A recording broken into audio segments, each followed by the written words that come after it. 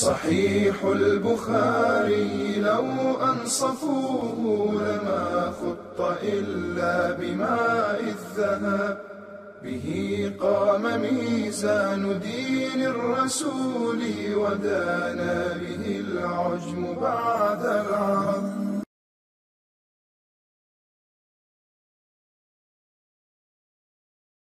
الله وبركاته. الحمد لله رب العالمين والصلاة والسلام على رسوله محمد وعلى آله وأصحابه أجمعين. बुखारी शरीफ किताबुल मगाजी हदीस नंग 4100।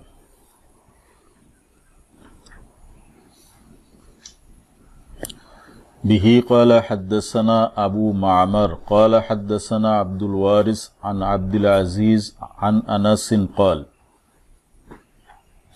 लम्मा जअलल मुहाजिरून वल अंसारु यहफिरून अल खंदक़ हौलल मदीनति व यनकुलून अत-तुराब अला मुतूनिहिम व हुम यक़ूलून।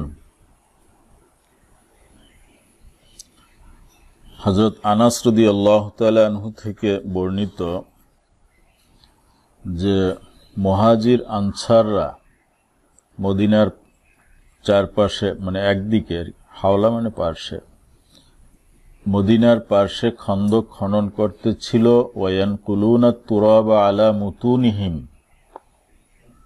এবং তারা মুতুনিহিম আয় জুহুরিহিম পিঠের উপরে মাটি বহন করছিল। ওয়াহুম ইয়াকুলুনা এবং তারা কবিতা আবৃত্তি করছিল নাহনুল্লাযীনা বায়াউ মুহাম্মাদা আলাল জিহাদে মা বাকিনা আবাদা। قال يقول النبي صلى الله عليه وسلم وهو يجيبهم তখন রাসূল পাক সাল্লাল্লাহু আলাইহি ওয়াসাল্লাম তাদের প্রতি উত্তরে তিনিও তাদের জন্য জবাব দিলেন এবং দোয়া করলেন আল্লাহুম্মা ইন্নাহু লা খায়রা ইল্লা খায়রুল আখিরা ফাবারিক ফিল আনসারি ওয়াল মুহাজিরা قال ويؤتون بملء كفين من الشعير। হাতের এই যে কোষ এই হাতের কোষ ভর্তি করে জব এর ছাতু নিয়ে আসা হতো। ফায়ুসনাউ লাহুম এরপরে সেটা তাদের জন্য প্রস্তুত করা হতো খাবার হিসেবে। বিইহালাতিন সাখিনা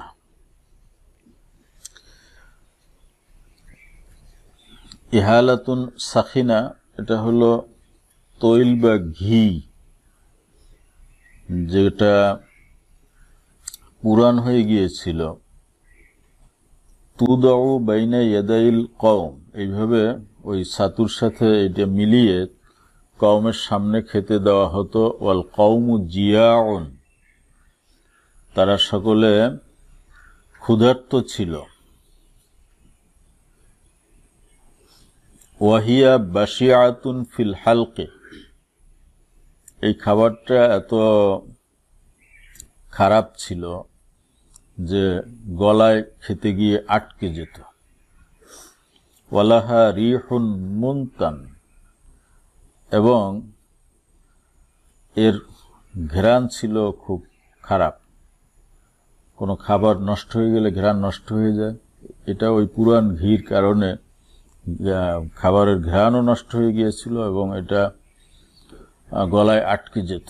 এরকম কষ্ট করে তারা খাবার খেয়ে এই খন্দক খনন করেছিলেন।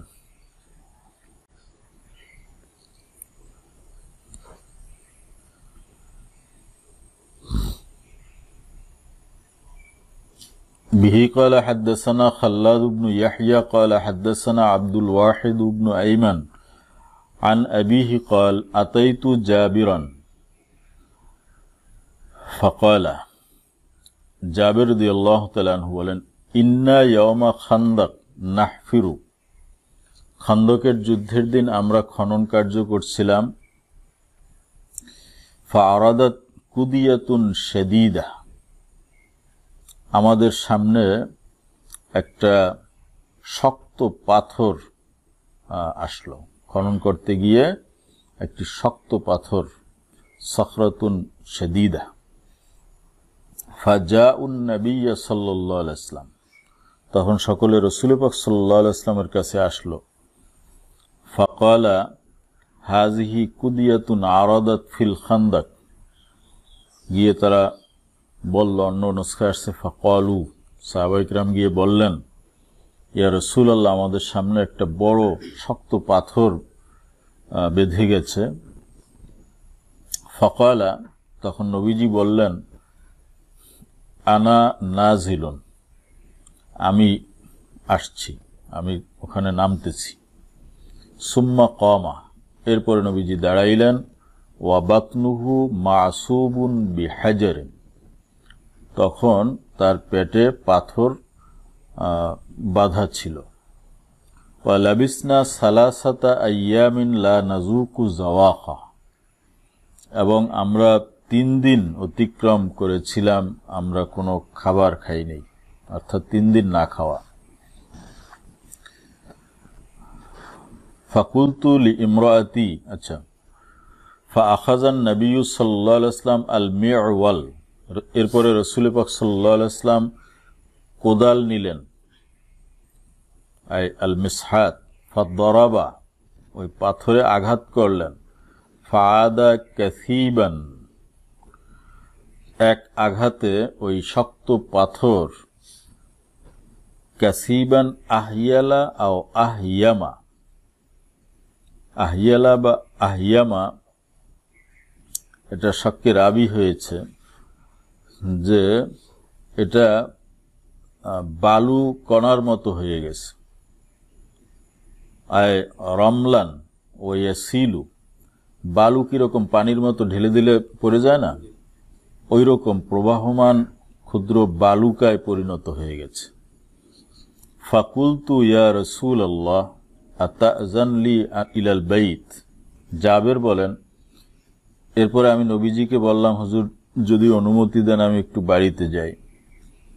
ফাকুলতু, হুজুর অনুমতি দিলেন, আমি বাড়ি গেলাম, গিয়ে লিইমরাআতি, আমার স্ত্রীকে বললাম, রাআইতু বিন নবী সাল্লাল্লাহু আলাইহি ওয়াসাল্লাম শাইআন, আজকে রাসূল পাক সাল্লাল্লাহু আলাইহি ওয়াসাল্লামের মধ্যে এমন কিছু আমি দেখলাম, মা ফি যালিকা সবরুন, যেটা দেখে আমি ধৈর্য ধারণ করতে পারলাম না, যে তিনি পেটে পাথর ক্ষুধার কারণে বেঁধেছেন, এই অবস্থায় কাজ করতেছেন। ফাইন্দাকে শাইউন, তোমার কাছে কি কিছু আছে? ক্বালাত ইনদি শাইরুন ওয়া আনাকুন, বলছে যে আমার কাছে কিছু জবের ছাতু আছে, জব আছে। আর আনাক বলতে আল উনসা মিন আওলাদিল মাজ মা লাম ইউতিম্মা লাহা সানা, 1 বছরের কম বয়সী দুম্বার বাচ্চা, এই একটা আছে। ফাজাবাহতুল আনাক, আমি দুম্বাটি জবাই করে দিলাম। ওয়া তাহানাতিশ শাঈর, আর আমার স্ত্রী এই জবগুলোকে জাতায় ভাঙলেন। সে সময় মেশিনে আটা বানানো হতো না, জাতা ছিল ঘরে, পাথরের উপরে পাথর রেখে এটা ঘুরাইতো, আর এতে আটা বা জব থেকে আটা তৈরি হতো, গম থেকে বা জব থেকে এভাবে করত। হাত্তা জাআলনা লাহমা ফিল বুরমা, আমি গোশত প্রস্তুত করে ড্যাগের ভিতরে দিলাম। বুরমা ওই পাত্রকে বলা হয় যেটা পাথরের নির্মিত ছিল, এগুলো তারা পাক করার জন্য ব্যবহার করত। সুম্মা জিতুন নবিয়্য সাল্লাল্লাহু আলাইহি ওয়াসাল্লাম, গোশত ড্যাগে চড়িয়ে দিয়ে তারপরে আমি নবীজির কাছে আসলাম। ওয়াল আজিনু কদ ইনকাসারা, ওই যে খামির, এটাকে ভাঙ্গা হয়েছে, অর্থাৎ খামির আগে বানায়, বানানোর পর এটা রুটি বানানোর জন্য ওখান থেকে ভাঙ্গা হয়। ওয়াল বুরমাতু বাইনাল আসাফি, আর ড্যাগ এটা চুলায় চড়িয়ে দেওয়া হয়েছে। তো চুলা ছিল ওই রকম, 3টা পাথর রাখতো, এটার উপরে ড্যাক বসাইতো। এই যে 3টা পাথর, এটাকে বলা হয় আসাফি। কদ কাদাত আনতান্দুজা, গোশত প্রায় পাক হয়ে গেছে। এই অবস্থায় নবীজির কাছে আমি আসলাম। ফাকালা, অন্য রাওয়াতে ফাকুলতু আসছে। জাবের বলেন, এরপরে আমি গিয়ে বললাম, তুআইয়িমুন লি, হুজুর অল্প একটু আমার খাবার। ফাকুম আনতা ইয়া রাসূলুল্লাহ ওয়া রাজুলুন আও রাজুলানে, অতএব ইয়া রাসূলুল্লাহ, আপনি বা আপনার সাথে একজন বা দুইজন আসুন। কয়লা কাম হুয়া, নবীজি জিজ্ঞাসা করলেন যে সেই অল্প কতটুকু। ফাজাকার তুলাহু, আমি বললাম যে একটা ছোট্ট দুম্বা আর একটু জবের আটা দিয়ে কিছু রুটি বানানোর ব্যবস্থা করা হয়েছে। কয়লা, নবীজি বললেন, কাসীরুন তাইয়িবুন, এটা তো অনেক খাবার এবং পবিত্র খাবার, সুস্বাদু খাবার। কয়লা কুল্লাহা লা তানজিল বুরমা ওয়ালাল খুবজা মিনাত তান্নুরি হাত্তা আতিয়া, যাও তুমি গিয়ে স্ত্রীকে বলো যে গোশতের ড্যাক যেন চুলা থেকে না নামায়। আর তান্নুর বলা হয় ওই যে বড় তাওয়া যার উপরে রুটি ভাজা হয়, সেখান থেকে যেন এই রুটি বের না করা হয়। আবার অনেক সময় দেখছো ওই যে চুলার ভিতরে তন্দুর রুটি বানায় না, আসল শব্দটা হলো তান্নুর, চুলাকে বলা হয়। তো অনেক সময় চুলার ভিতরেই কোনো পাত্র লাগে না, চুলার ভিতরে এই রুটিগুলো দেয়, এরপরে ওখান থেকে বের করে নেয়।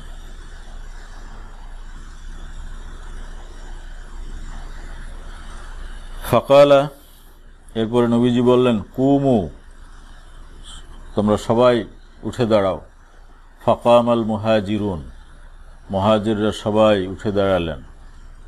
আনসারদের তো বাড়িঘর আছে, তাদের খাবারের অতটা সমস্যা না, মুহাজিরদের বেশি সমস্যা। ফালাম্মা দাখালা আলা ইমরাতিহি, জাবের যখন গিয়ে তার স্ত্রীর কাছে গেলেন, ক্বালা ওয়াইহাক জাআ আন-নবী সাল্লাল্লাহু আলাইহি ওয়াসাল্লাম বিল মুহাজিরিন ওয়াল আনসার ওয়া মান মাআহুম, যে সর্বনাশ হয়ে গেছে, আমি তো দাওয়াত দিছিলাম, নবীজি মুহাজির আনসার এবং তার সাথে যারা আছে সবাইকে নিয়ে চলে আসছে, এখন কি করা? জাবেরের স্ত্রী অত্যন্ত বুদ্ধিমতী ছিলেন। তিনি বললেন, হাল সাআলাকা, আচ্ছা তোমাকে কি নবীজি জিজ্ঞাসা করছিলেন যে কতটুকু খাবার তৈরি করছো? কুলতু নাম, আমি বললাম যে হ্যাঁ, এটা তো নবীজি জিজ্ঞাসা করছেন। তাহলে বলছে, তাহলে চিন্তার কোনো কারণ নেই, নবীজি তো জানিয়ে আসছেন যে এতটুকু খাবার বানানো হয়েছে, অতএব সেই খাবার থেকে এত লোকের ব্যবস্থা কিভাবে হবে সেটা নবীজির দায়িত্ব। যদি না জানতেন সেটা আলাদা কথা, তাকে তিনি তো প্রশ্ন করে জেনে নিয়েছেন যে কতটুকু খাবার আছে, তাতে কয়জন খেতে পারবে। নবীজি আসলেন। ফাকালা উদখুলু ওয়ালা তাদাগাতু, নবীজি মেহমানদেরকে বললেন যে তোমরা এক এক করে ঢোকো, ঘর তো ছোট, সব একত্রে ঢোকা যাবে না। ওয়ালা তাদাগাতু, তোমরা ইজদিহাম করবে না, ভিড়াভিড়ি ঠেলাঠেলি করবে না, কে আগে খাইবে। ফাজাআলা ইয়াকসিরুল খুবজা ওয়া ইয়াজআলু আলাইহিল লাহমা ওয়া ইউখাম্মিরুল বুরমা ওয়াত তান্নুর, নবীজি একটা রুটির কিছু অংশ ছিঁড়ে তার উপরে কিছু গোশত দিয়ে এক একজনের হাতে দিয়ে দিচ্ছেন, দেওয়ার পরে আবার পাত্র ঢেকে রাখতেছেন। চুলা ঢেকে রাখতেছেন।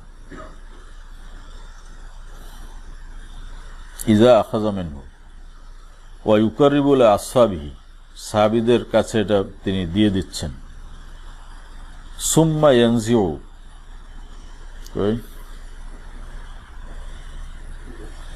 সুম্মা ইয়ানজিউ ফালাম ইয়াজাল ইয়াকসিরুল খুবজা ওয়া ইয়াগরিফু হাত্তা শাবিউ। এভাবে করে নবীজি রুটি সেটতেছেন আর চামচ দিয়ে গোশত দিচ্ছেন। হাত্তা শাবিউ, এমনকি সবাই পরিতৃপ্ত হয়ে গেল এই আপ্যায়নে। ওয়া বাকিয়া বাকিয়াতুন, এরপরেও কিছু অবশিষ্ট থেকে গেল। ক্বালা কুলি হাযা ওয়া আহদি, জাবেরের স্ত্রীকে বললেন যে এবার তুমি খাও, আর তারপরে যদি কিছু থাকে সেটা হাদিয়া দিয়ে দাও। ফাইন্নান নাসা আসাবাতহুম মাজা, কেননা সব মানুষ এখন ক্ষুধাগ্রস্ত আছে, মদিনায় খাবারের সংকট। অতএব তুমি খাও, এরপরে কিছু থাকলে এটা অন্যদেরকে হাদিয়া দিয়ে দাও। বিহি ক্বালা হাদদাসানি আমরু ইবনু আলী ক্বালা হাদদাসানা আবু আসিম ক্বালা আখবারানা হানজালাতু ইবনু আবি সুফিয়ান ক্বালা আখবারানা সাদ ইবনু মাইনা ক্বালা সামিতু জাবির ইবনু আব্দুল্লাহ ক্বাল লাম্মা হুফিরাল খান্দক রাআইতু বিন নবী সাল্লাল্লাহু আলাইহি ওয়াসাল্লাম খামসান আই জুআন শাদীদা ফানকাফাইতু ইলা ইমরাআতি আই ইনকালাবতু ওয়া রাজাতু। জাবেরের স্ত্রীর নাম ছিল সাহলা। ফাকুলতু হাল ইনদাকা শাইউন ফাইন্নী রাআইতু বিরাসূলিল্লাহি সাল্লাল্লাহু আলাইহি ওয়াসাল্লাম খামসান শাদীদা ফাআখরাজাত ইলাইয়া জিরাবান। জিরাব বলা হয় পাত্র, থলি। ফিহি সাউম মিন শাইর ওয়ালানা বুহাইমাতুন দাজিনুন। বুহাইমাতুন দাজিনুন, বুহাইমা তাসগীরু বাহমা আয় আসগীরু মিন আওলাদিদ দান, ছোট বাচ্চাকে বলা হয়। আর দাজিন বলা হয়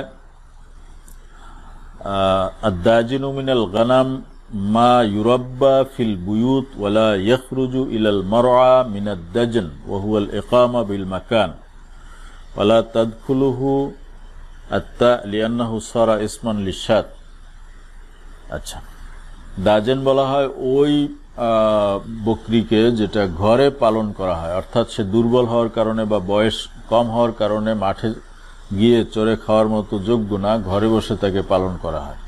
এরকম ঘরে পালন করা একটা ছোট্ট বকরির বাচ্চা ছিল।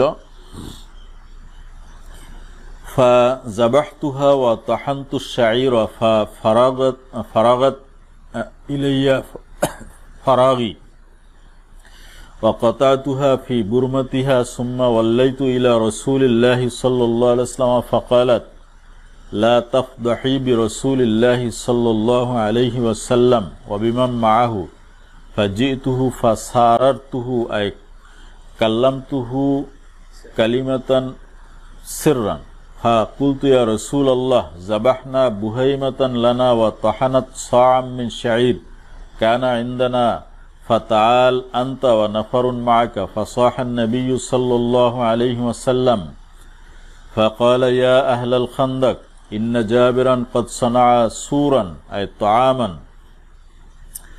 فحيا هلا بكم فقال رسول الله صلى الله عليه وسلم لا تنزلن برمتكم ولا تخبزن عجينكم حتى أجيء فجئت وجاء رسول الله صلى الله عليه وسلم يقدم الناس حتى جئت امرأتي فقالت بك وبك, মানে আসার পরে স্ত্রী তাকে ভৎসনা করলো যে এত মেহমান নিয়ে আসছো কেন। তো আরবিতে বিকা ওয়া বিকা এটা দোয়াউন আলাই, মানে বদদোয়া। আয় ফাআলাল্লাহু বিকা কাজা ফাআলাল্লাহু বিকা কাজা, আল্লাহ তোমার সাথে এরকম আচরণ করুন, এরকম আচরণ করুন, এটা বদদোয়ার জন্য বলে থাকে। ফাকুলতু কাদ ফাআলতুল্লাযী কুলতে ফাআখরাজাত লাহু আজিনান ফাবাসাকা ফিহি ওয়া বারাকা সুম্মা আমিদা ইলা বুরমাতিনা ফাবাসাকা ফিহি ওই খামিরেও তিনি থুথু মোবারক দিয়ে দিলেন এবং ওই যে গোশতের পাত্র সেখানে বারাকা এবং বরকতের জন্য দোয়া করলেন। সুম্মা ক্বালা উদু খাবিজাতান ফালতাখবাজ মাই ওয়াকদাহি মিন বুরমাতিকুম ফালা তুনজিলুহা ওয়া হুম আলফুন। মেহমান ছিল কত? 1000। ফাউকসিমু বিল্লাহি লা আকালু হাত্তা তারাকুহু ওয়ানহারাফু। তারা খেয়ে দিয়ে খাবার রেখে চলে গেল। ওয়া ইন্না বুরমাতানা লা তাগিত্তু কামা হি। আমাদের মানে ড্যাগে তখনও গোশত টকবক করতেছিল যেভাবে আগে ছিল। ওয়া ইন্না আজিনানা লা ইউখবাজু কামাহু। এবং আমাদের খামির সেই পরিমাণে থেকে গেল যেভাবে আগে ছিল। বিহি ক্বালা হাদদাসানি উসমান ইবনে আবি শাইবা ক্বালা হাদদাসানা আবদাতু আন হিশাম আন আবিহি আন আয়েশাতা ইয জাউকুম মিন ফাওকিকুম ওয়া মিন আসফালা মিনকুম ওয়া ইয যাগাতিল আবসার ওয়া বালাগাতিল কুলুবুল হানাজির। এই আয়াতে কারিমার তাফসীর প্রসঙ্গে হযরতে আয়েশা সিদ্দিকা বলেন যে এখানে খন্দকের যুদ্ধ বা আহজাবের যুদ্ধ প্রসঙ্গে আল্লাহ রাব্বুল আলামিন বলেছেন, ইজ জাউকুম, স্মরণ করো যখন তোমাদের কাছে তারা এসেছিল, অর্থাৎ বনু গাতফান গোত্র, মিন ফাওকিকুম, উপত্যকার উঁচু অঞ্চল থেকে, ওয়ামিন আসফালা মিনকুম, এবং নিচু এলাকা থেকেও শত্রু এসেছিল, ওয়াইজ যাগাতিল আবসার, যখন তোমাদের চোখগুলো ঝলসে গিয়েছিল, বালাগাতিল কুলুবুল হানাজির, এবং প্রাণ ওষ্ঠাগত হয়ে গিয়েছিল। এই পরিস্থিতির বর্ণনা যে এখানে দেওয়া হয়েছে এটা কোন সময়ের কথা? ক্বালাত কানা যাকা ইয়াউমাল খান্দাক, এটা ছিল খান্দকের যুদ্ধের পরিস্থিতি। বিহি ক্বালা হাদদাসানা মুসলিম ইবনে ইব্রাহিম ক্বালা হাদদাসানা শুবাতু আন আবি ইসহাক আনিল বারা ক্বাল কানা নবিয়্যু সাল্লাল্লাহু আলাইহি ওয়াসাল্লাম ইয়ানকুলুত তুরাবা ইয়াউমাল খান্দাক। খান্দকের যুদ্ধের দিন রাসূল পাক সাল্লাল্লাহু আলাইহি ওয়াসাল্লাম নিজে মাটি বহন করছিলেন। হাত্তা আগমারা বাতনাহু, এমনকি তিনি আওকালা ইকবাররা বাতনুহু, তার পেটকে ধুলা মিশ্রিত করলেন, অথবা পেট ধুলা মিশ্রিত হয়ে গেল। ইয়াকুলু, তখন তিনি কবিতা আবৃত্তি করছিলেন, ওয়াল্লাহি লাউলাল্লাহু মাহতাদাইনা ওয়ালা তাসাদ্দাকনা ওয়ালা সাল্লাইনা ফাআনজিলান সাকিনাতান আলাইনা ওয়াসাব্বিতিল আকদামা ইন লাকাইনা ইন্নাল উলা কদ বাগাও আলাইনা ইজা আরাদু ফিতনাতান আবাইনা আবাইনা। আল্লাহর কসম, আল্লাহ যদি না হতেন, মানে আল্লাহ যদি হেদায়েত না দিতেন, তাহলে আমরা হেদায়েত পাইতাম না। ওয়ালা তাসাদ্দাকনা ওয়ালা সাল্লাইনা, আমরা দান সদকা করতাম না, আমরা নামাজ পড়তাম না। ফাআনজিলান সাকিনাতান আলাইনা, অতএব হে আল্লাহ আমাদের উপরে আপনি সাকিনা, প্রশান্তি নাজিল করুন। ওয়াসাব্বিতিল আকদামা ইন লাকাইনা, এবং যদি আমরা শত্রুর মোকাবেলা করি আমাদের পাগুলোকে আপনি দৃঢ় রাখুন। ইন্নাল উলা কদ বাগাও আলাইনা, অর্থাৎ আহলে মক্কা, উলা বলতে এখানে আহলে মক্কাকে বোঝানো হয়েছে, তারা আমাদের উপরে সীমা লঙ্ঘন করেছে। ইজা আরাদু ফিতনাতান আবাইনা, যখন তারা ফিতনার ইচ্ছা করে আমরা সেটাকে প্রতিহত করি। ওয়া রাফা বিহা সাওতাহু আবাইনা আবাইনা, শেষের যে শব্দ আবাইনা, এটাকে নবীজি উঁচু আওয়াজে পড়েছেন। বিহি ক্বালা হাদদাসানা মুসাদ্দাদ ক্বালা হাদদাসানা ইয়াহইয়া ইবনে সাঈদ আন শুবাতা ক্বালা হাদদাসানিল হাকাম আন মুজাহিদ আন ইবনে আব্বাস আনিন নবী সাল্লাল্লাহু আলাইহি ওয়াসাল্লাম ক্বাল নুসিরতু বিস-সাবা ওয়া উহলিকাত আদুন বিদ-দাবুর। আল্লাহ রাব্বুল আলামিন আমাকে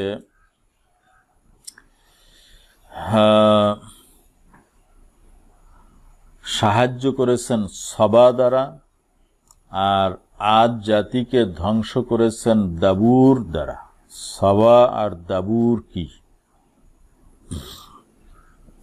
সবা আর রিহুশ শারকিয়্যা, পূবাল হাওয়া, পূব দিক থেকে যে বাতাসটা প্রবাহিত হয়। আর দাবুর হলো আল গারবিয়্যা, আর রিহুল গারবিয়্যা, যে বাতাসটা পশ্চিম দিক থেকে আসে। তো পূব দিকের বাতাসটা ভালো আর পশ্চিমের বাতাসটা খারাপ। আল্লাহ তাআলা পূব দিকের বাতাস দিয়ে আমাকে সাহায্য করেছেন, আর আদ জাতিকে পশ্চিমের বাতাস দিয়ে ধ্বংস করেছেন।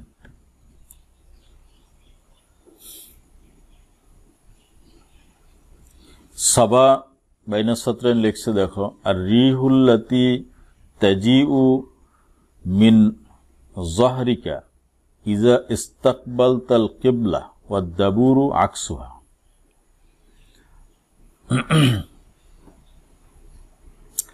যেই বাতাসটা তোমার পিঠের দিক থেকে আসে যখন তুমি কিবলামুখী হয়ে দাঁড়াও, সেটাকে বলা হয় কি? সাবা।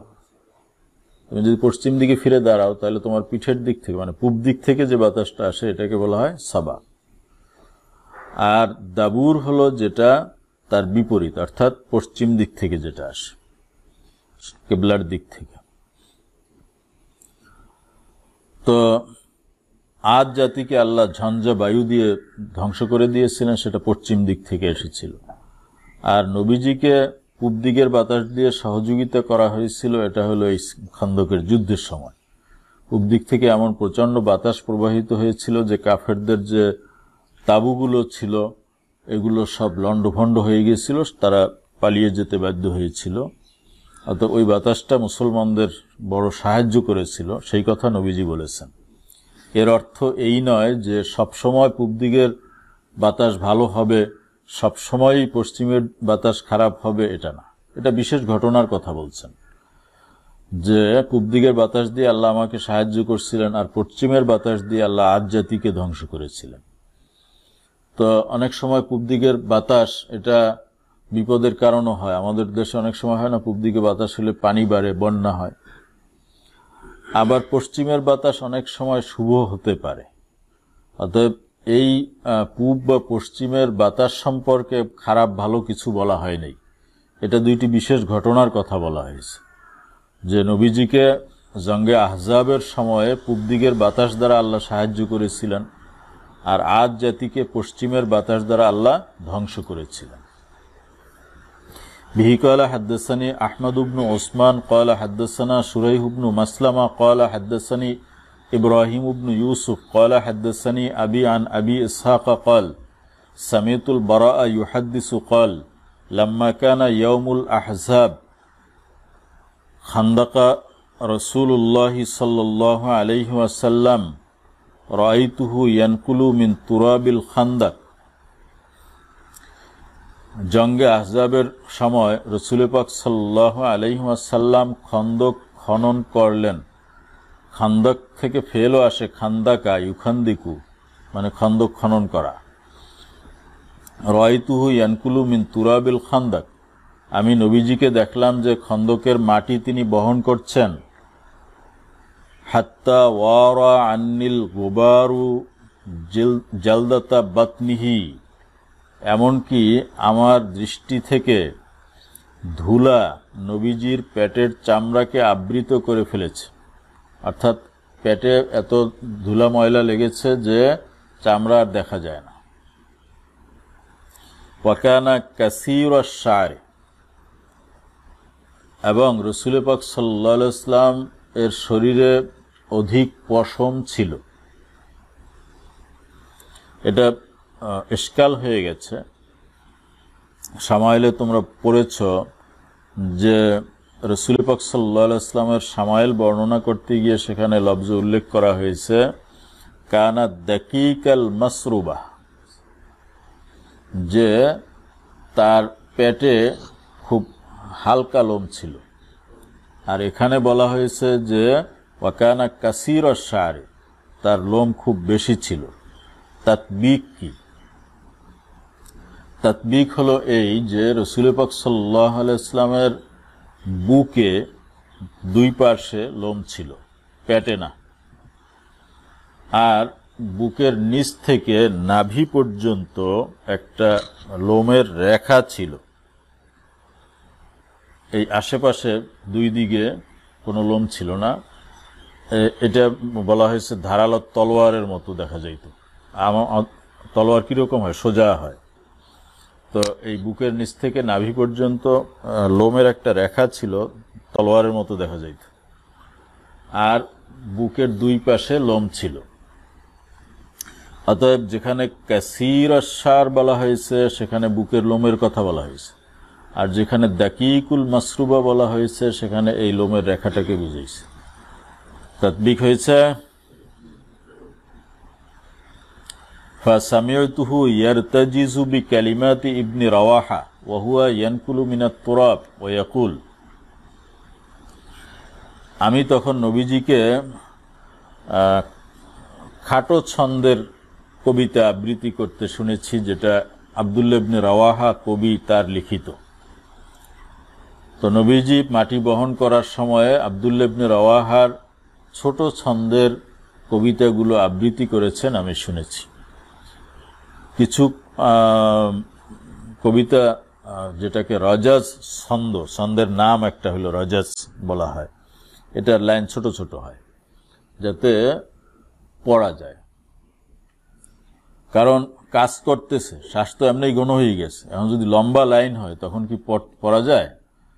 তো এই কাজের সময় দেখবা শ্রমিকরা বিভিন্ন শব্দ সুর দিয়ে বলে কাজের আগ্রহ বা ইমেজ তৈরি করার জন্য, বিভিন্ন কবিতা আকারে মিলিয়ে মিলিয়ে বলে না, আরবরাও এরকম বলতো, এটাকে রাজাজ বলা হয়। এর লাইনগুলো কিন্তু ছোট হয়। এখানে যদি লম্বা কসিদার লাইন হয় এটা পড়া যাবে না। যাবে? ওই যে তোমাদের জসিমউদ্দিন সাহেব লেখছেন পল্লী কবি, ওইরকম যদি লম্বা লাইন হয় তাহলে কি সেটা পড়া যাবে?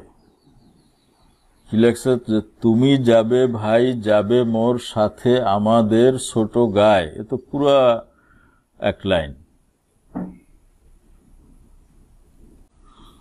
এখানে বলতে হবে নজরুলের কবিতা, চল চল চল ঊর্ধ্ব গগনে বাজে মা দল, ছোট্ট ছোট্ট লাইন, যাতে কাজ করার সময় এটা পড়া যায়। এরকম লম্বা লাইন পড়া যায় না। এই যে ছোট লাইনের কবিতা, এটাকে রাজাজ কবিতা বলা হয়। তো আব্দুল্লাহ ইবনে রাওয়াহার রচিত রাজাজ ছন্দের কবিতাগুলো নবীজি আবৃত্তি করছিলেন, যেটা আমরা আগে পড়েছি। আল্লাহুম্মা লাউলা আনতা মাহতাদাইনা ওয়ালা তাসাদ্দাকনা ওয়ালা সাল্লাইনা ফাআনজিলান সাকিনাতান আলাইনা ওয়াসাব্বিতিল আকদামা ইন লাকিনা ইন্নাল উলা রাগিবু আলাইনা ওয়া ইন আরাদু ফিতনাতান আবাইনা। শিল্পী আছে না, গজল গায়ে শেষে যাইয়ে লাইনটা একটু লম্বা করে পড়ে, বুঝে গেল শেষ। কয়লা সুম্মা ইয়ামুদ্দু সাওতাহু বিআখিরিহা, অতঃপর নবীজি শেষ শব্দে গিয়ে তার সাউন্ডকে লম্বা করে দিয়েছেন। আবাইনা রফুস সাউত ওয়া মাদ্দুহু, একটা হলো আওয়াজ ভলিউম বাড়ানো, আর একটা হলো মদ করা, লম্বা করা। তো লম্বাও করেছেন, আওয়াজও বাড়িয়েছেন। কারণ আগের হাদিসে আমরা পড়ছি রফা বিহা সাউতাহু, রফুস সাউত মানে ভলিউম বাড়ানো, আর ইয়ামুদ্দু সাউতাহু মানে মদ সহকারে পড়া, অর্থাৎ টেনে পড়া, লম্বা করা। বিহি ক্বালা হাদাসানি আবদতু ইবনু আব্দুল্লাহ ক্বালা হাদাসানা আব্দুস সামাদ আন আব্দুর রহমান হুয়া ইবনু আব্দুল্লাহ ইবনে দিনার আন আবিহি আন্না ইবনে ওমর ক্বাল আউয়ালু ইয়াউমিন শাহিদতুহু ইয়াউমাল খান্দাক। ইমাম বুখারীর ওই কথাটা রয়েই গেছে যে উনি বলছেন ৪র্থ হিজরিতে এই খন্দকের যুদ্ধ হয়েছিল। এটা তোমরা আবার ভুলে গেছো কিনা, আবার আর একটা দলিল তিনি নিয়ে আসছেন যে ইবনে ওমর বলছেন যে আমি প্রথম যেই যুদ্ধে অংশগ্রহণের অনুমতি পেয়েছিলাম সেটা হলো খন্দকের যুদ্ধ। আর এই রিওয়ায়াতটা পিছনে উল্লেখ করা হয়েছে যে এর আগে উহুদের যুদ্ধে আগের বছর তিনি অনুমতি চেয়েছিলেন, তাকে দেওয়া হয়নি। তখন তার বয়স ছিল কত? 14, আর খন্দকের বছর ছিল 15। তো উহুদ তো বিল ইত্তেফাক 3 হিজরিতে হয়েছে, তাহলে নিশ্চয়ই এটা কোন হিজরিতে? চতুর্থ হিজরিতে। ইমাম বুখারীর দলিল মজবুত, কিন্তু আসলে ঠিক না। বিহি ক্বালা হাদাসানি ইব্রাহিম ইবনে মুসা ক্বালা আখবারানা হিশাম আন মা'মার আন যুহরি আন সালিম عن ابن عمر قال وأخبرني ابن طاووس عن إكرمة بن خالد عن ابن عمر قال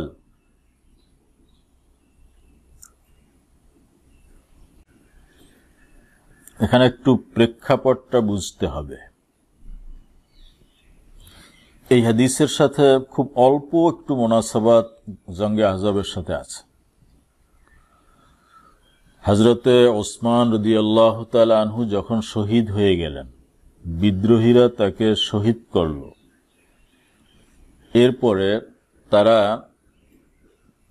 হযরত আব্দুল্লাহ ইবনে ওমরের কাছে গিয়ে প্রস্তাব রাখছিল যে আপনি খলিফা হবেন। আব্দুল্লাহ ইবনে ওমর খুব দরবেশ মানুষ ছিলেন, দুনিয়া বিমুখ মানুষ ছিলেন। তিনি বললেন যে না না, এই কাজ আমার দিয়ে হবে না, আমি এই দায়িত্ব নেব না। শেষ পর্যন্ত তারা আলী রাদিয়াল্লাহু তাআলা আনহুর কাছে গেলেন এবং তাকে অনুরোধ করলেন খেলাফতের দায়িত্ব নিতে, এবং তিনি খেলাফতের দায়িত্ব গ্রহণ করলেন।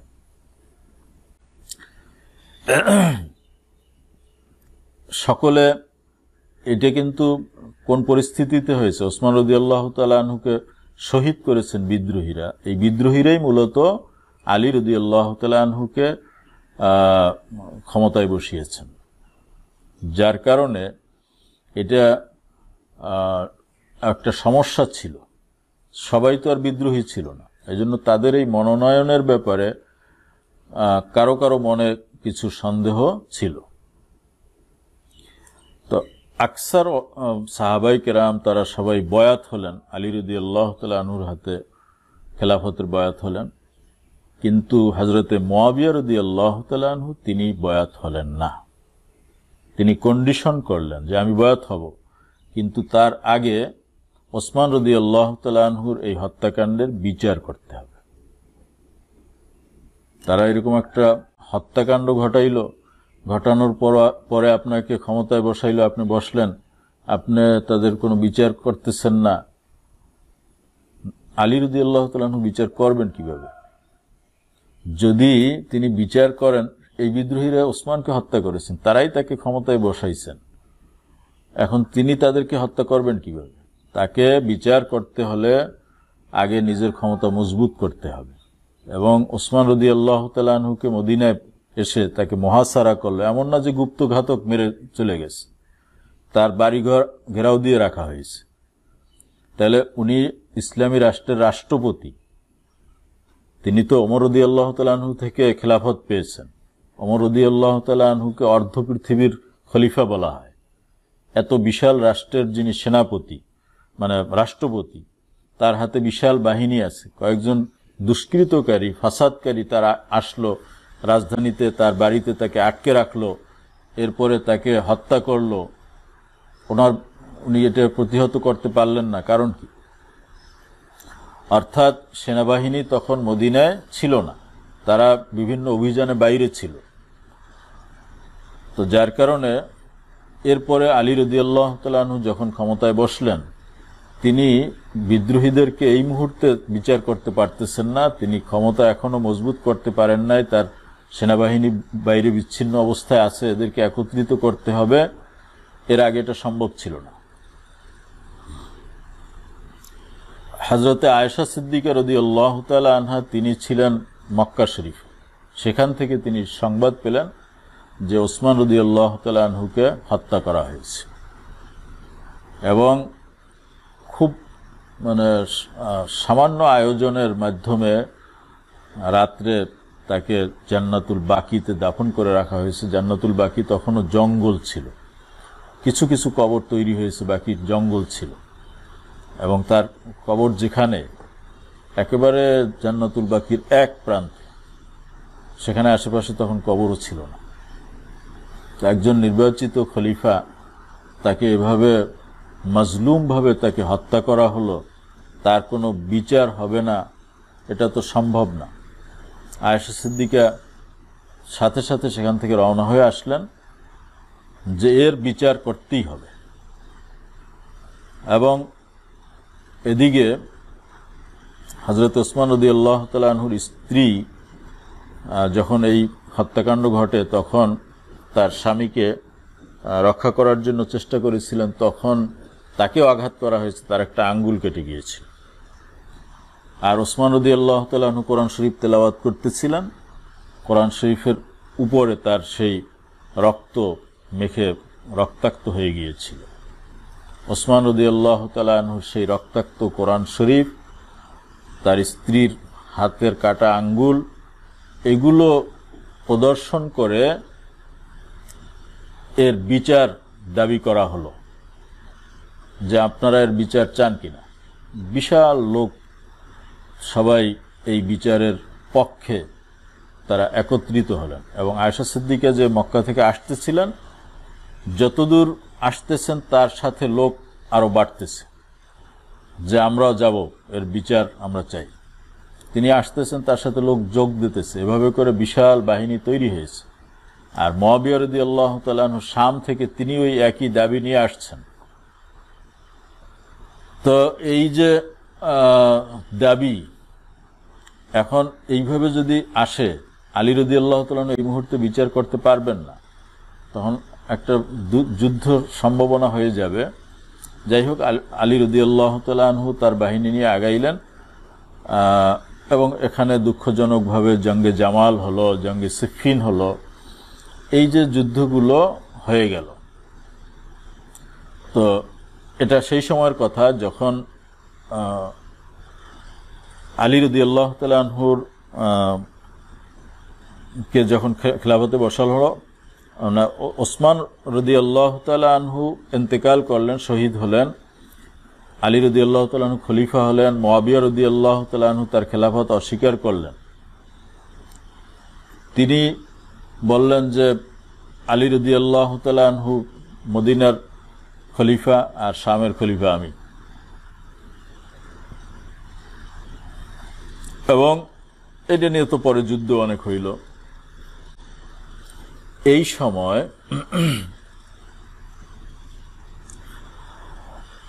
হযরত ইবনে ওমর রাদিয়াল্লাহু তাআলা আনহুকে, এখানে আরো ঘটনা রয়ে গেছে। আলী রাদিয়াল্লাহু তাআলা আনহু এবং মুআবিয়া রাদিয়াল্লাহু তাআলা আনহুর ভিতরে যখন এই খেলাফত নিয়ে দ্বন্দ্ব হলো এবং দুঃখজনক এই যুদ্ধগুলো ঘটলো, এটার একটা সমাধান করার জন্য সালিশ মানা হইল। সালিশ আলী রাদিয়াল্লাহু তাআলা আনহুর পক্ষ থেকে আবু মুসা আশআরী ছিলেন এবং মুআবিয়া রাদিয়াল্লাহু তাআলা আনহুর পক্ষ থেকে আমর ইবনুল আস ছিলেন। তো তারা সময় নিলেন, নেওয়ার পরে জনসমক্ষে রায় ঘোষণা করবেন।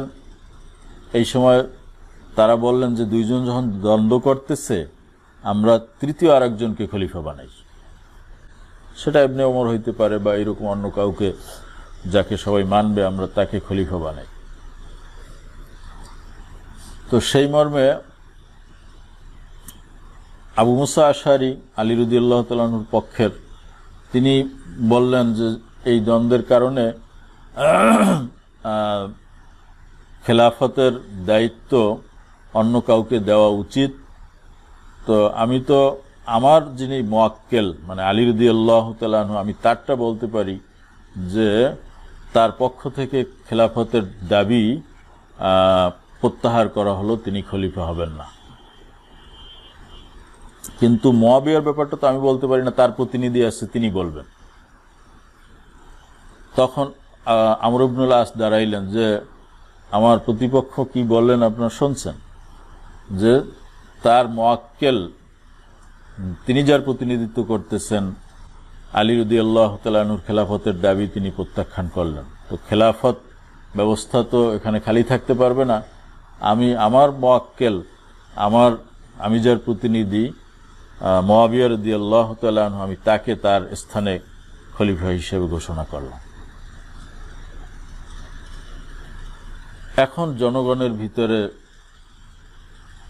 একটা বিরূপ প্রতিক্রিয়া সৃষ্টি হলো। সেখানে আলী রাদিয়াল্লাহু তাআলা আনহুর ব্যাপক সমর্থক ছিল, তারা রাগ হয়ে সেখান থেকে বের হয়ে গেল।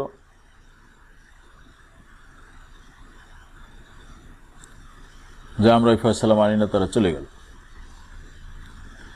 মুআবিয়া রাদিয়াল্লাহু তাআলা আনহু সেখানে ছিলেন। এরপরে তিনি এখানে একটা বক্তৃতা দিলেন। সেই মজলিসে ইবনে ওমর রাদিয়াল্লাহু তাআলা আনহু উপস্থিত ছিলেন। তিনি মনে করেছিলেন যে ইবনে ওমর রাদিয়াল্লাহু তাআলা আনহু খেলাফত প্রত্যাশী। এজন্য তিনি বক্তৃতায় দাঁড়িয়ে বলেছিলেন, এই খেলাফতের ব্যাপারে কারো কোনো যদি দাবি থাকে সেজন্য আমার সামনে মাথা উঠায়। কারণ যে মাথা উঠাইবে তার চেয়ে এবং তার বাবার চেয়ে আমরা খেলাফতের অধিক হকদার। এখন বাবার কথা বলছে, মানে ওমর রাদিয়াল্লাহু তাআলা আনহু, উনি মিন করছেন, বুঝাইছেন কাকে? ইবনে ওমরকে। তাহলে তার থেকে এবং তার পিতার থেকে আমরা খেলাফতের অধিক হকদার। তো ওমর রাদিয়াল্লাহু তাআলা আনহু হচ্ছে তিনি খেলাফতের অধিক হকদার। এই কথাটা যখন ইবনে ওমর রাদিয়াল্লাহু তাআলা আনহু শুনলেন, উনি মানে এটা জবাব দিতে চেয়েছিলেন যে তোমরাই তো বেশি হকদার হবা, কারণ তুমি তোমার বাপ কাফের অবস্থায় মুসলমানদের সাথে যুদ্ধ করছো, তখন মুসলমানদের পক্ষে ওমর রাদিয়াল্লাহু তাআলা আনহু তাদেরকে যুদ্ধ করছেন, তাদের সাথে যুদ্ধ করছেন। অতএব খেলাফতের হকদার কে বেশি হবে? যে কাফের অবস্থায় মুসলমানদের সাথে যুদ্ধ করছে, আর তখন মুসলমান যে ছিল কাফেরদের সাথে যুদ্ধ করছে, খেলাফতের অধিক যোগ্য কে হবে? আমি বলতে চেয়েছিলাম যে না, খেলাফতের যোগ্য যে তোমাদের সাথে কাফের অবস্থায়, তোমরা কাফের ছিলা, তিনি তখনও মুসলমান ছিলেন, তোমাদের সাথে যুদ্ধ করেছেন, তিনি খেলাফতের অধিক যোগ্য। এখানে তিনি বুঝাইতে চাচ্ছেন যে মুআবিয়া রাদিয়াল্লাহু তাআলা, মুআবিয়া ইবনে আবি সুফিয়ান এবং ওনার পিতা আবু সুফিয়ান উভয়ে জঙ্গে আহজাবে কাফেরদের দলে ছিলেন। মুসলমানরা তাদের সাথে যুদ্ধ করেছেন। ওমর রাদিয়াল্লাহু তাআলা আনহু তখন মুসলমানদের পক্ষে যুদ্ধ করেছেন। কিন্তু এই কথাটা তিনি রেডি করছেন, বলবেন, কিন্তু পরক্ষণেই মুখে লাগাম লাগাই দিয়েছেন যে না, দরকার নেই, জবাব দেওয়ার দরকার নেই। কারণ এই কথা আমি যখনই জবাব দেব তখন এখানে মুআবিয়া রাদিয়াল্লাহু তাআলা আনহুর একটা বড় সাপোর্টার আছে, তারা এটা নিয়ে আবার বাকবিতণ্ডা করবে, অথবা আমার এই কথাটা বাইরে নিয়ে প্রচার করা হবে, তখন এটার আবার ভুল ব্যাখ্যা করা হবে যে ইবনে ওমর খেলাফতের দাবি করতেছে, মূলত আমি তো খলিফা হব না। অথবা আমার এই কথার ভুল ব্যাখ্যা হতে পারে, এর দ্বারা ফিতনা সৃষ্টি হতে পারে। এজন্য আমি অনেক ধৈর্য কষ্টের সাথে মুখ বন্ধ রাখছি, এই কথাটা আমি বলি নাই। সাহাবায়ে কেরামের ভিতরে যে মুশাজারা হয়েছে, সেক্ষেত্রে যেভাবে রওয়ায়াত আসছে এগুলো আমরা পড়ব, জানব, বাকি এটার উপরে কোনো কমেন্ট করব না। এটা আমাদের একটা বদ অভ্যাস। আমরা ছোট বড় কিছুই মনে করি না, কমেন্ট করে দেই। এটা ফেসবুকে বেশি সমস্যা। একটা বড় আলেম একটা ফতোয়া দিয়েছেন বা কোনো বক্তব্য দিয়েছেন, আমি তার কিচ্ছু না, আমি নিচে একটা কমেন্ট করে দিই। তো এইভাবে সাহাবীদের ব্যাপারে আমার মনে যদি কোনো সন্দেহ সৃষ্টিও হয়, কোনো কমেন্ট করা যাবে না। নবীজি নিষেধ করে দিয়েছেন যে তোমরা আমার সাহাবীদেরকে সমালোচনার লক্ষ্যবস্তুতে পরিণত করো না। লা তাত্তাখিযুহুম গরাদাম মিন বাদি, লা তাসুব্বু আসহাবি, আসহাবাতু কুল্লুহুম উদুল। বহু কথা বলেছেন। তিলকা উম্মাতুন কদ খালাত লাহা মা কাসাবাত ওয়া লাকুম মা কাসাবতুম ওয়া লা তুসআলুনা আম্মা কানু ইয়ামালুন। সাহাবীরা একটা জেনারেশন, এই উম্মতের সর্বশ্রেষ্ঠ জেনারেশন, যাদের সম্পর্কে রাসূল পাক সাল্লাল্লাহু আলাইহি ওয়াসাল্লাম বলেছেন, খায়রুল কুরুনি করনি সুম্মাল্লাযিনা ইয়ালুনহুম সুম্মাল্লাযিনা ইয়ালুনহুম। তো তারা গত হয়ে গিয়েছেন। এখন তাদের ব্যাপারে, তাদের কৃতকর্মের ব্যাপারে তাদেরকেই প্রশ্ন করা হবে, আর আমাদের কৃতকর্মের ব্যাপারে আমাদেরকে প্রশ্ন করা হবে। একজন আরেকজনের কৃতকর্মের জন্য দায়ভার বহন করবে না। আমাদের কাউকে কি জিজ্ঞেস করা হবে যে সাহাবায়ে কেরাম এই কাজ করছিল, কেন তুমি জবাব দাও? সে জবাব তারা দিবেন, আমরা কেন দেব? লাহা মা কাসাবাত ওয়া লাকুম মা কাসাবতুম ওয়া লা তুসআলুনা আম্মা কানু ইয়ামালুন। তারা কি করেছিল এই ব্যাপারে তোমাকে কোনো প্রশ্ন করা হবে না।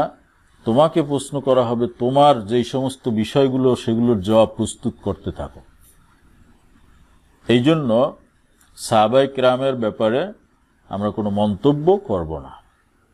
সর্বোপরি কথা হলো রাদিয়াল্লাহু তাআলা আনহুম ওয়া রাদু আন। আল্লাহ তাআলা তাদের ব্যাপারে সন্তুষ্টি প্রকাশ করেছেন। অতএব আল্লাহ যদি কারো প্রতি সন্তুষ্ট হন, আমি তার উপরে অসন্তুষ্ট হয়ে কি তার কোনো ক্ষতি করতে পারবো না? নিজের ক্ষতি হবে। এতে নিজের ক্ষতি ছাড়া কোনো লাভ নেই।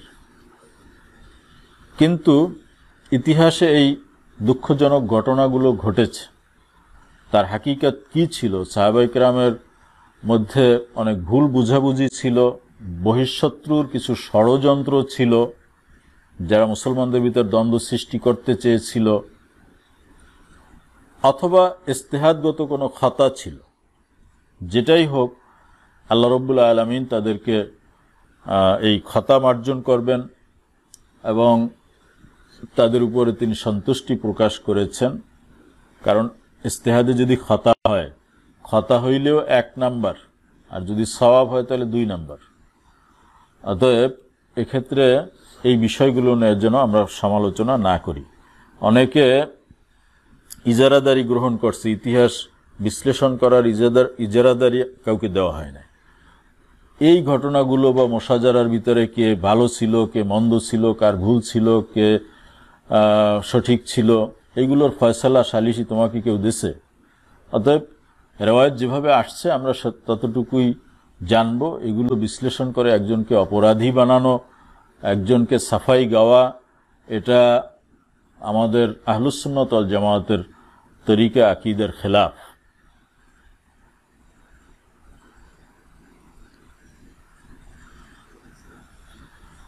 অতএব এই ধরনের অনেক হাদিস সামনেও আসবে। সাহাবীদের নিজেদের ভিতরে অনেক সময় দ্বন্দ্ব হয়েছিল, সে সম্পর্কে আমরা কোনো খারাপ কমেন্ট করব না।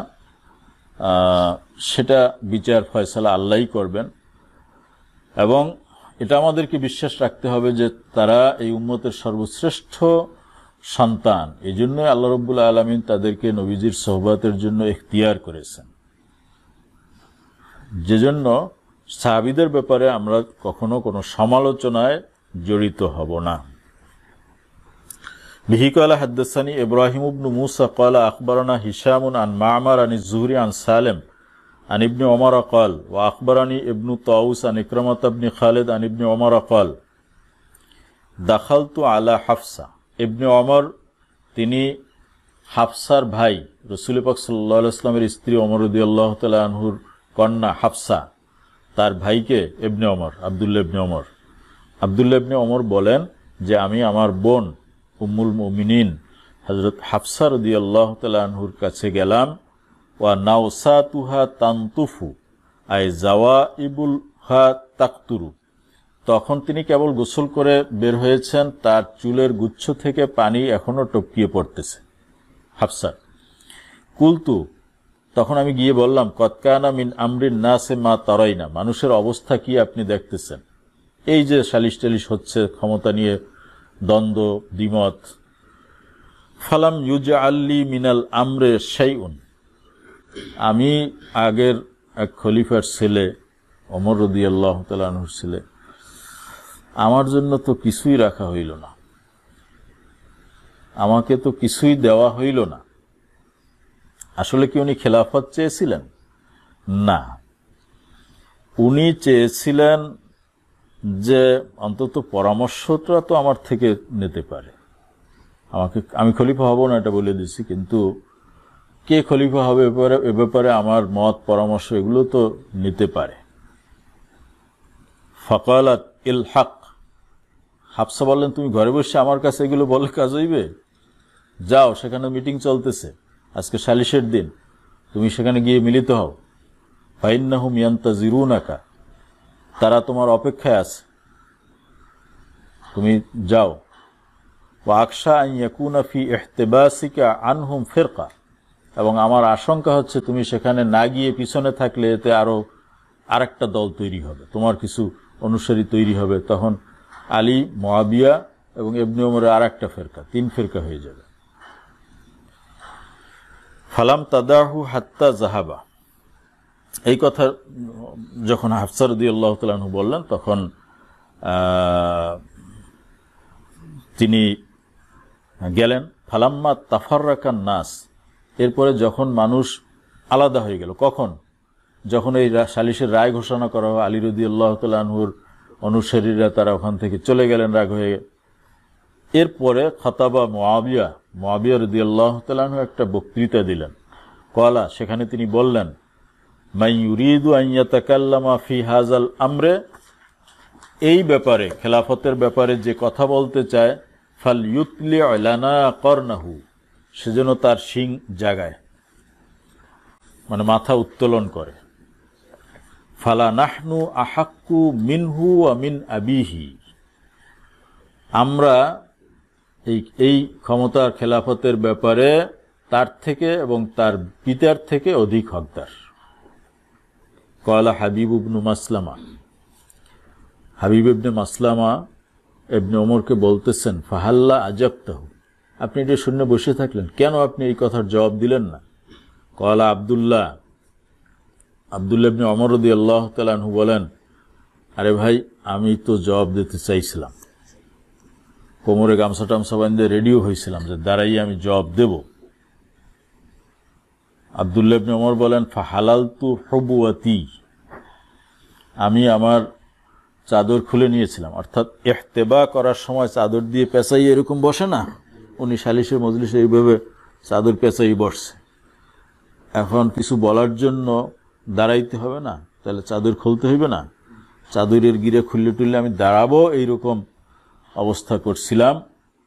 ও হামামতু আন আকুলা, এবং আমি বলার জন্য ইচ্ছা করেছিলাম কি, আহাক্কু বিহাজাল আমরে মিনকা, তোমার থেকে এই ব্যাপারে অধিক হকদার সেই ব্যক্তি, মান কাতালাকা ওয়া আবাকা আলাল ইসলাম, যে ইসলামের উপরে থেকে তোমার সাথে এবং তোমার পিতার সাথে যুদ্ধ করেছেন, অর্থাৎ তোমরা তখন কাফের ছিলে। এইখানে হলো তরজমাতুল বাবের সাথে মুনাসাবাত। লিয়ান্না মুআবিয়াতা ওয়া আবাহু আসলামা ইয়াউমাল ফাতহ, কেননা মুআবিয়া এবং আবু সুফিয়ান তারা মুসলমান হয়েছে ফাতহে মক্কার সময় ৮ম হিজরিতে। ওয়া কানা ওমর ওয়া ইবনুহু আসলামা ক্বাবলাহু, আর ওমর এবং ইবনে ওমর তারা উভয়ে পূর্বেই মুসলমান ছিলেন। ইউকাতিলানিহিমা আলাল ইসলাম, অর্থাৎ তারা উভয়ে তাদের উভয়ের সাথে মুসলমান অবস্থায় যুদ্ধ করেছেন। তো যাই হোক, কাপড় টাপড় খুলে এই কথা বলবো, আমি সব রেডি করছি। ফাখাশিতু আন আকুলা কালিমাতান, তখন আমার আশঙ্কা হলো যে আমি এমন কথা না বলি, তুফাররিকু বাইনাল জামি, যেটা এই জনসমষ্টির ভিতরে আর একটা ফিরকা তৈরি করে, বিভাজন তৈরি করে। ওয়া তাসফিকুদ্দাম, রক্তারক্তি হয়। ওয়া ইউহমালু আন্নি গায়রা যালিক, এবং আমার থেকে আমি যা মুরাদ নিয়েছি বা বুঝাইতে চেয়েছি তার থেকে ভিন্ন কিছু বহন করে নেওয়া হয়, অর্থাৎ আমার কথার অপব্যাখ্যা হয়। ফাযাকারতু মা আ'আদাল্লাহু ফিল জিনান, তখন আমি একটু চিন্তা করলাম যে এই দুনিয়ায় ক্ষমতা, লোভ, এগুলোর মধ্যে জড়ানোর দরকার নাই, জান্নাত তো আল্লাহ আমার জন্য খুব সুন্দর প্রস্তুত রাখছেন, শান্তি ওখানে গিয়ে করব, আল্লাহ আমাকে জান্নাতে আমার জন্য যা রেখেছেন সেইগুলো আমি স্মরণ করে চুপ থাকলাম। কয়লা হাবিব হফিস্তা ওয়া ওসিমতা, তখন হাবিব ইবনে মাসলামা তিনি বলেন যে হ্যাঁ, যে আপনি নিজেকে হেফাজত করে রেখেছেন, আপনি সংরক্ষিত রয়েছেন, এবং হুফিজতা আলাল খেতাব ওয়া উসিমতা, আপনি এই ফিতনা থেকে নিজেকে সেফ রেখেছেন। ক্বালা মাহমুদ আন আব্দুর রাজ্জাক ওয়া নাওসাতুহা। আসলে কেমন হইল, যখন হাফসা রাদিয়াল্লাহু তাআলা আনহার কাছে ইবনে ওমর রাদিয়াল্লাহু তাআলা আনহু গেলেন, তখন হাফসা কোন অবস্থায় ছিলেন? গোসল করে বের হয়েছেন, তার চুলের গুছা থেকে পানি ঝরতেছে। শব্দটা আসছে কি? ওয়া নাওসাতুহা তানতুফ। এখানে অন্য রেওয়ায়েতে বলা হয়েছে, আব্দুর রাজ্জাক এর রেওয়ায়েতে আসছে ওয়া নাওসাতুহা, তাই ওখানেও তো নাওসাতুহাই আছে, এটা বলার দরকার কি? কথা বুঝে আসছে?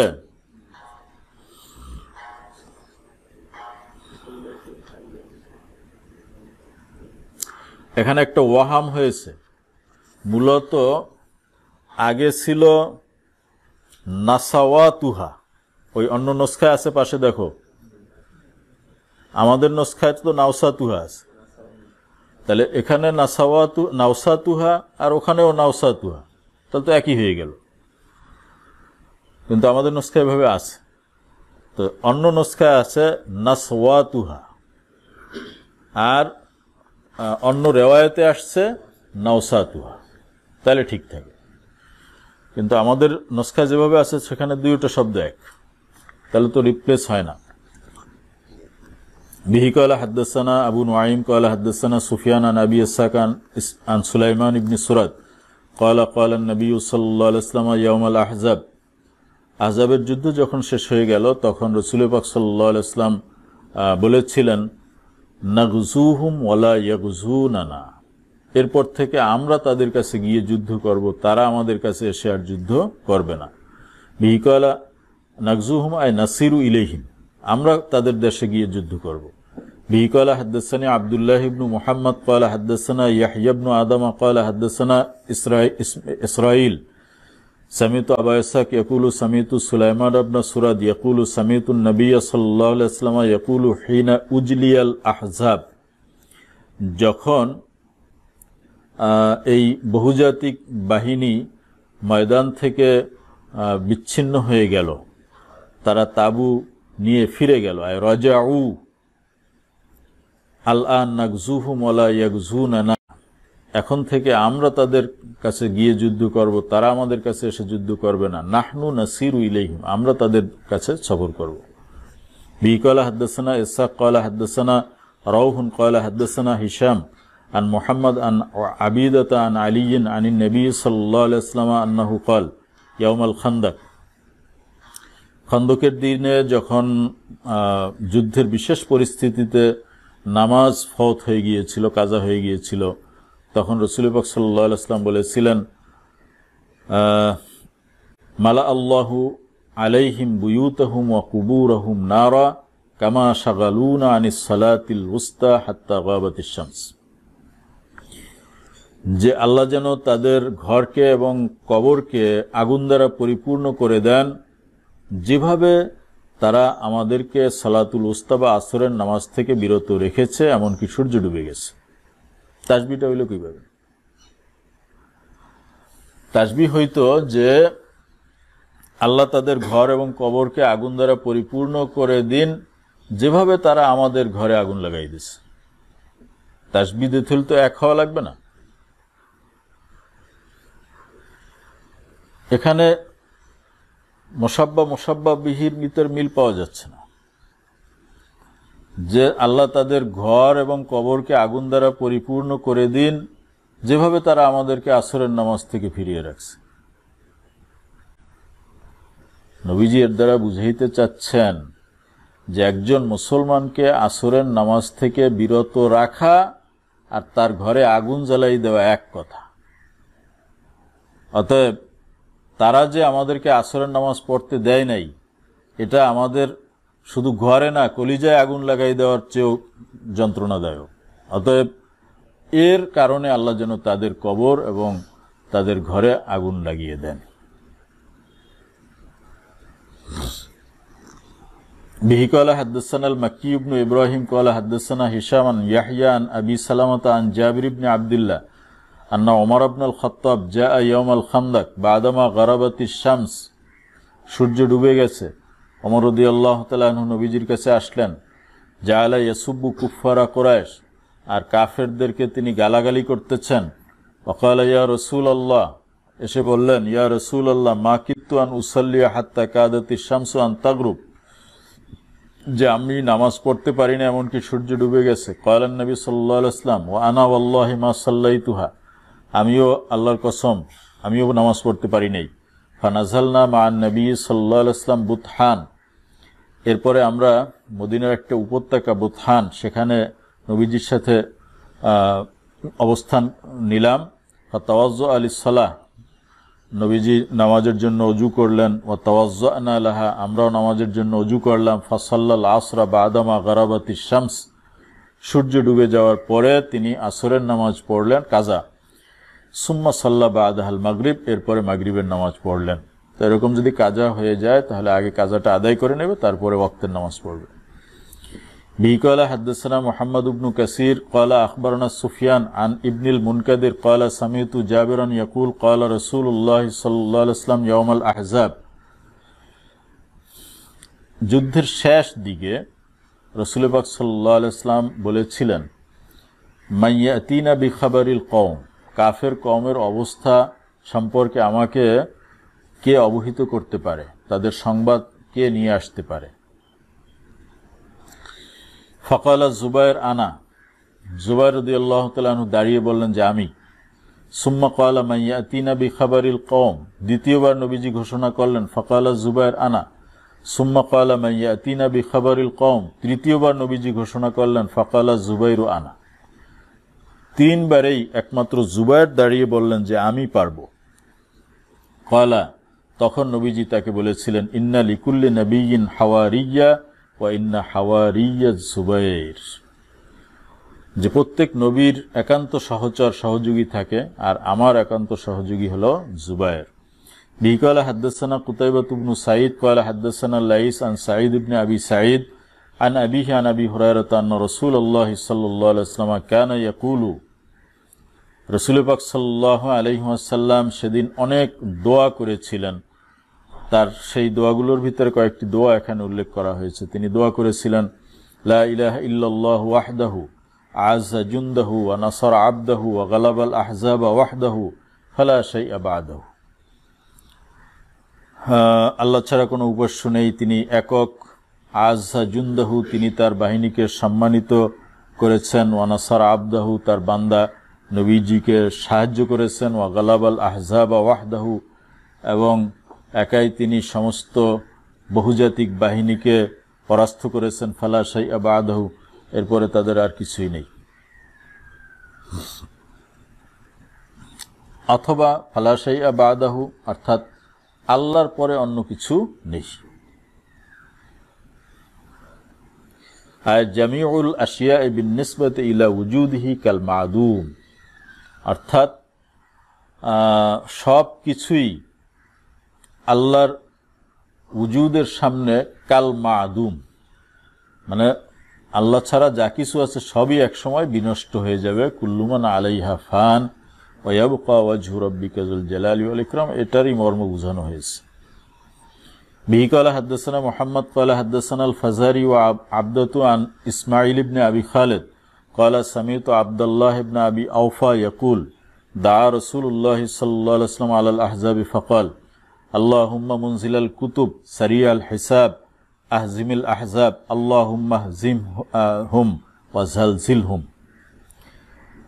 বিহি ক্বালা হাদাসানা মুহাম্মদ ইবনে মুকাতিল ক্বালা আখবারানা আব্দুল্লাহ ক্বালা আখবারানা মূসা ইবনে উকবাতা আন সালিম ওয়া নাফি আন আব্দুল্লাহ আন্না রাসূলুল্লাহ সাল্লাল্লাহু আলাইহি ওয়াসাল্লাম কানা ইযা ক্বাফালা মিনাল গাজওয়ি ওয়াল হজ্জি আওয়াল হজ্জি ওয়াল উমরাতে নবীজি যখন কোনো যুদ্ধ থেকে ফিরে আসতেন বা হজ ও উমরা থেকে ফিরে আসতেন ইয়াবদাউ ফা ইউকাব্বিরু সালাসা মাররাত মদিনা আসার পরে তার সূচনাটা এভাবে হতো প্রথমে 3 বার তাকবীর পড়তেন সুম্মা ইয়াকুলু এরপর এই দোয়া পড়তেন লা ইলাহা ইল্লাল্লাহু ওয়াহদাহু লা শারীকা লাহু লাহুল মুলকু ওয়া লাহুল হামদু ওয়া হুয়া আলা কুল্লি শাইইন কাদির আইবুনা তাইবুনা আবিদুনা সাজিদুনা লিরাব্বিনা হামিদুন সাদাকাল্লাহু ওয়া'দাহু ওয়া নাসরা আবদাহু ওয়া হাজামাল আহজাবা ওয়াহদাহু।